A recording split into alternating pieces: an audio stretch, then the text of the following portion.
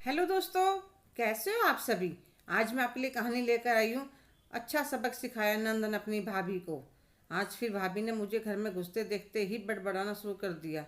क्या हुआ भाभी? अरे होना क्या था। विक्की के लिए नूडल्स लाई तो तुम्हारी लाडली खा गई। इतनी चटोरी है।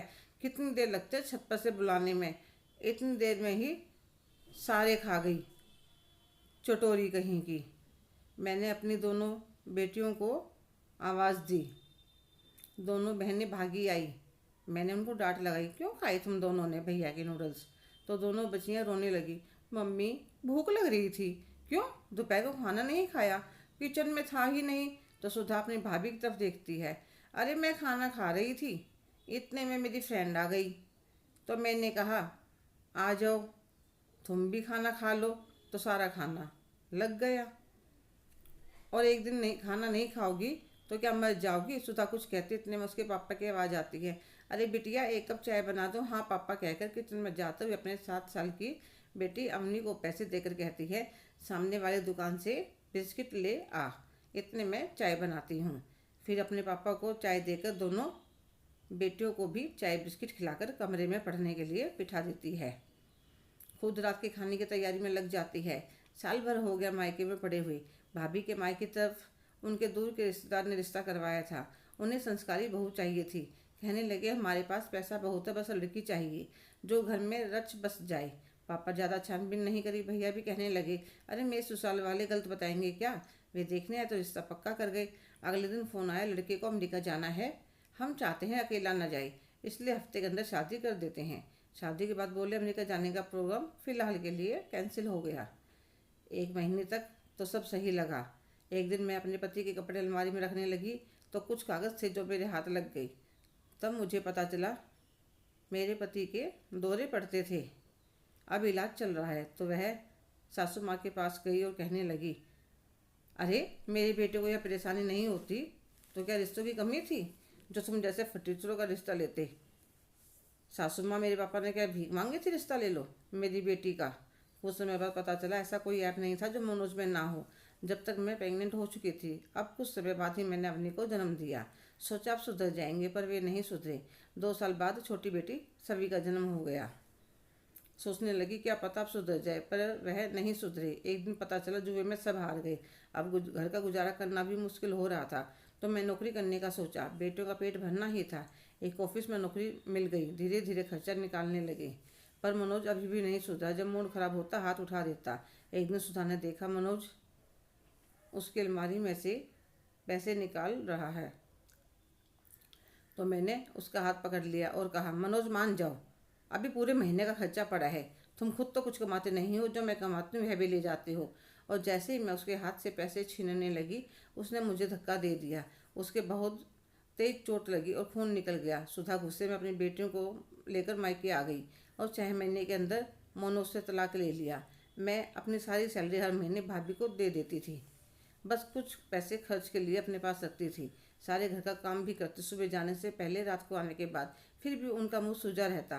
क्या करूं, कहाँ जाऊं, इस बात से परेशान हो रही थी। अभी चाउमीन वाली बात को एक हफ्ता भी नहीं हुआ था। एक दिन विक्की अवनी के बाल खींच रहा था तो सभी ने छुड़वाने के लिए उसके हाथ पर काट लिया। तो भाभी ने गुस्से में इतना तेज थप्पड़ मारा, पांचों के बच्चों के गालों पर उंगली छप गई। इतने में सुधा घर आ गई। बच्ची दर्द के मारे रो रही थी। भाभी, आपने मेरी बेटी को कैसे मारा? और क्या सिर पर बिठाऊं? अब तो ऑफिस जाने पर मन बेटर में ही पड़ा रहता था। एक दिन मेरी सहेली अनुभवा कहने लगी, क्या बात सुधा, देख रही हूँ कई दिन से काफ़ी परेशान हो। तो मैं उसे सारी बात बता देती हूँ। तो अनुभवा कहने लगी, औरतों के लिए यही समस्या है। ससुराल तो अपना होता नहीं, शादी के बाद मायका भी पराया हो जाता है। अगर तुम्हें ठीक लगे तो मेरे घर के पास एक खाली फ्लैट है, तुम वह किराए पर ले लो। जब इतना कमाती हो तो क्यों किसी के अधीन रहना? मैं भी तो अपनी मम्मी के साथ किराए के फ्लैट में रहती हूँ। पापा के जाने के बाद मम्मी अकेली रह गई थी। पति ने साथ रखने से मना कर दिया तो मैं अपनी मम्मी के पास आ गई। अच्छा खासा कमाती हूँ, आराम से रहती हूँ। मैं छुट्टी के बाद उसे फ्लैट दिखा लाती है। मैं एडवांस भी दे आती हूँ। अगले दिन से उसमें सफाई करवाकर सहेली से कुछ उधार लेकर थोड़ा ज़रूरत का सामान, कुछ रसोई का, कुछ राशन, एक पंखा, एक हफ्ते के अंदर सब सेट कर देते हैं। आज उसके घर जाती है, जाकर पापा से बात करूँगी। भाभी ने आज भी घर में कलेश कर रखा था। पापा बेचारे कोने में बैठे थे तो मैंने जाकर पूछा, क्या हुआ भाभी? अरे होना क्या था, तुम्हारे बेटे ने नाक में दम कर रखा है। एक तो अपने घर में जगह दी, खिला पिला रहे हैं, ऊपर से हमें ही आँख दिखाती है।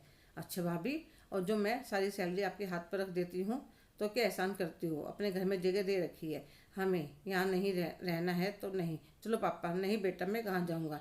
अरे ले जाओ अपने बुढ़े बाप को। तो थोड़े बहुत कपड़े लेती है और अपने फ्लैट में आ जाती है। पापा उसकी तरफ देखते हैं। पापा मैं आपको आज बताने वाली थी तो पहले ही लड़ाई हो गई। कोई बात नहीं बेटा, मैं सब समझता हूँ। भाभी मन में सोच रही थी, कहाँ जाएंगे, 2 दिन में धक्के खाकर अपने आप वापस आ जाएंगे, कौन रखेगा इन्हें।